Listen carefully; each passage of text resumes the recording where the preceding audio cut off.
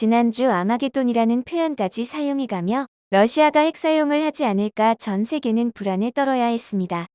하지만 결국 핵사용 카드는 집어넣고 대화로의 방향을 전환했는데요.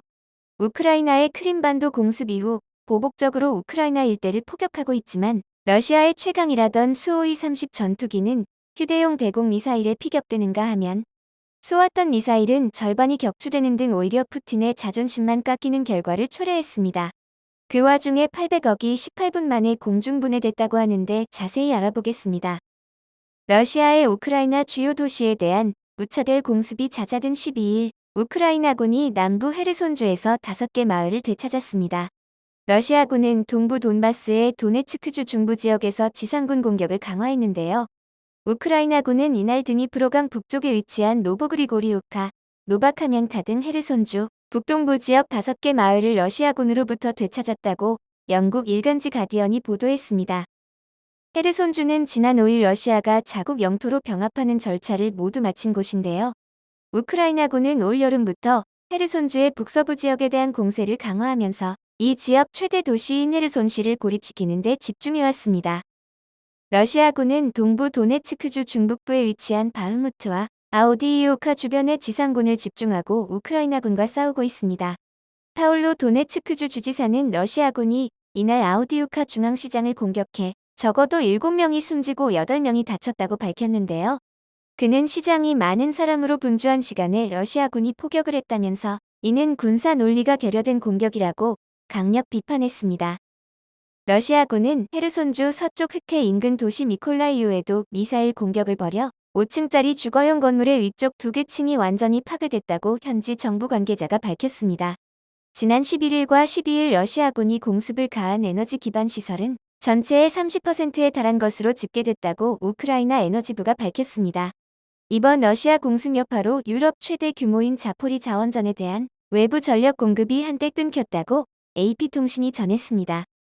한편 우크라이나가 크림대교 폭발 공습을 계기로 우크라이나 민간 지역에 무차별 공격을 퍼붓고 있습니다. 다만 그들이 발사한 미사일과 공격용 드론 절반 이상이 공중에서 격추됐다는 주장이 나오면서 오히려 무기 조달 능력의 한계만 드러내고 있다는 분석이 제기됐는데요. 최근에는 우크라이나 병사가 사용한 휴대용 무기에 러시아 순항 미사일 2기가 추락한 사실이 전해지며 굴욕을 당하고 있습니다. 이번에 추락한 전투기는 최강이라고 말하던 수호이 30 전투기였는데요. 전투기와의 싸움도 아니었고 우크라이나군이 쏜 휴대용 대공 미사일에 피격돼 추락하는 모습입니다. 이어 볼로디미르 젤렌스키 우크라이나 대통령은 11일 영상연설을 통해 오늘 러시아군이 발사한 미사일 28발 중 20발을 격추했다며 러시아군 순항 미사일 2기를 명중시키는 훌륭한 기술을 보여준 한 사람이 수십 명의 생명을 구했다며 드미트리 병사에게 경의를 표했습니다. 그는 대공 미사일 소대 소속으로 스팅어 미사일을 사용해 러시아군 크루즈 미사일 2기를 격추하는 데 성공한 것입니다. 스팅어는 미국의 대표적인 단거리 휴대용 대공 미사일이며 어깨 위로 올려놓고 쏠 수 있습니다. 한편 우크라이나 국방부는 지난 9일에도 러시아가 오늘 아침 우크라이나에 75기의 미사일을 발사했으나 그중 41기가 격추됐다고 밝혔습니다. 영국 정보기관 정보통신본부의 제레미 플레밍 국장은 이날 왕립합 동군사연구소 연설에서 러시아의 상황을 절망적이라고 표현하며 러시아군은 지쳤다. 전쟁을 지속할 무기와 병력을 동원하는 데 어려움을 겪고 있다.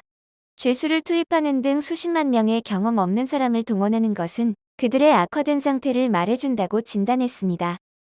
지난 8일 오전 6시경 크림대교 폭발 공습으로 대교 일부 구간이 끊어지는 등 피해가 잇따랐고 푸틴은 배후로 우크라이나를 지목하며 복수를 언급했습니다. 크림대교는 러시아가 본토와 점령지인 크림반도를 연결하기 위해 수조 원을 들여 만든 유럽에서 가장 긴 교량입니다.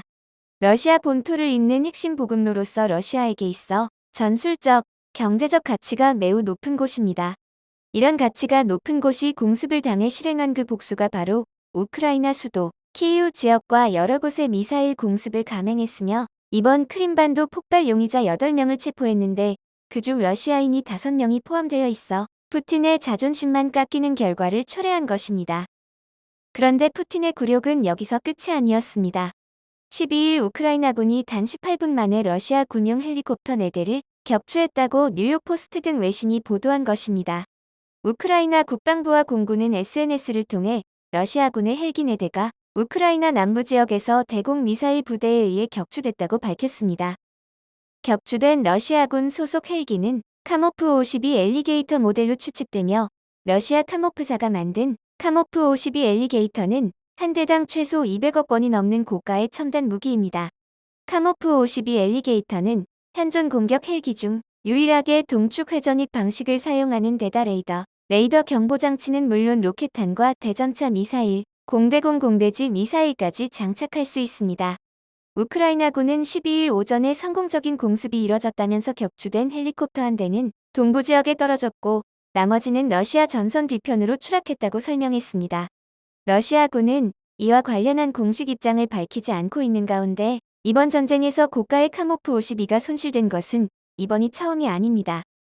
지난 7월에는 러시아군이 남부 헤르손주에서 자국군을 공격해 카모프 52를 파괴하는 실수를 저질렀습니다. 우크라이나군 측의 발표에 따르면 당시 헤르손 상공을 날고 있던 카모프 52 세대는 지상군을 공격하려고 가깝게 접근했습니다. 그러나 당시 지상에 있던 군대는 우크라이나군이 아닌 러시아군이었고 러시아군은 이에 대응하던 중 카모프 52 한 대를 격추했습니다.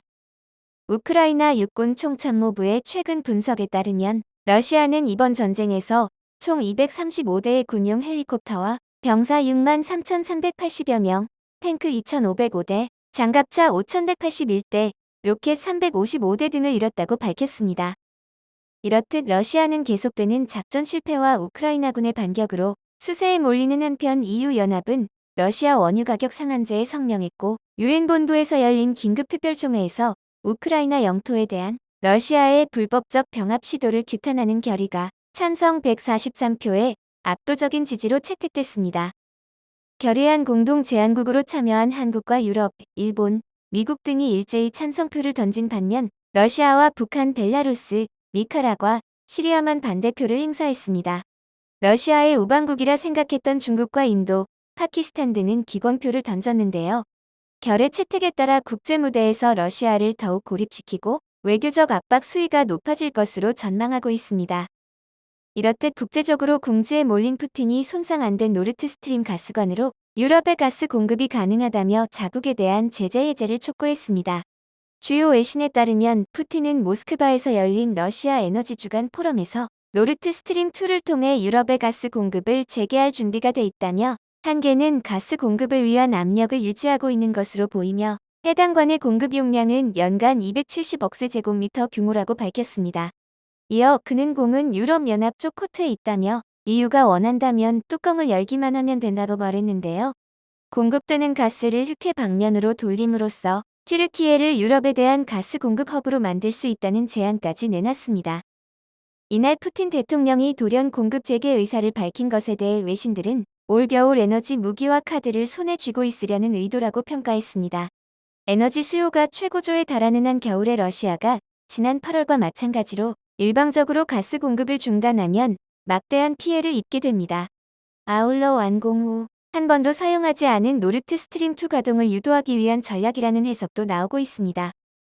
하지만 독일은 즉각 푸틴의 제안을 거부했습니다. 크리스티안 독일 정부 대변인은 우리는 러시아가 더 이상 신뢰할 수 있는 에너지 공급자가 아닐 뿐더러 노르트스트림 1이 손상되기 전에도 더 이상 가스가 흐르지 않았다는 것을 이미 확인했다고 지적했습니다. 이어 러시아가 만약 가스를 다시 공급하겠다면 노르트스트림 1 가스관을 이용해서만 가능하다고 덧붙였는데요. 러시아 에너지 기업 가즈프롬의 알렉시아 밀러 대표는 손상된 노르트스트림 파이프라인을 수리하는데 최소 1년이 걸릴 것이라고 전망했습니다.